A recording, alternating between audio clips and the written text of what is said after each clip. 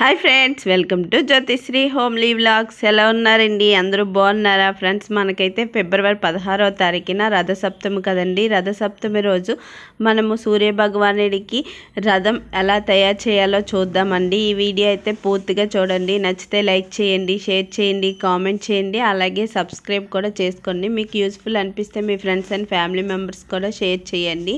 ఇక్కడ ఏంటంటే సూర్యభగవానుడికి ఎంతో ఇష్టమైన జిల్లేడాకులండి. ఈ జిల్లేడాకులు చాలా ఇష్టము. ఆ రోజు మనం రథం తయారు చేస్తాం కదా, అప్పుడు మనం 7 జిల్లేడాకులు అనేది తీసుకోవాలి. ఆ 7 జిల్లేడాకులకి పసుపు, కుంకుమ, గంధము పెట్టుకోవాలండి. గంధము, పసుపు పెట్టి తర్వాత కుంకుమ అనేది పెట్టుకోవాలి. తర్వాత రథం కోసం ఇక్కడైతే 7 చిక్కుడుకాయలు అనేది తీసుకున్నానండి. 7 చిక్కుడుకాయలతో చేసుకోవాలి రథం అయితే. ఇంకా చాలామంది దుంపలతో చేస్తారు, అదే ఎర్ర దుంపలు ఉంటాయి కదా వాటితో చేస్తారు. కొంతమంది రేగిపళ్ళుతో చేస్తారు. మేమైతే ఇగోండి చిక్కుడుకాయలతోని రథం అనేది చేస్తున్నాము. ఈ చిక్కుడుకాయలు అయితే 7 తీసుకోవాలండి. ఆ 7 చిక్కుడుకాయలు 4 వైపులా 4 పెట్టాలి చిక్కుడుకాయలు అనేది.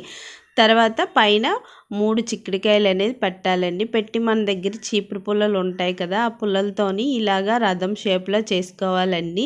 ఈ రథం అయితే 7 చిక్కుడుకాయలతో చేసుకోవాలండి. తర్వాత వచ్చేసి మనం పసుపు కుంకుమ కూడా చిక్కుడుకాయలకు కూడా పసుపు కుంకుమ పెట్టుకోవాలి. తర్వాత వచ్చేసి ఇంకా రేగిపళ్ళు ఉంటాయి కదా, ఆ రేగిపళ్ళని కూడా తీసుకోవాలండి.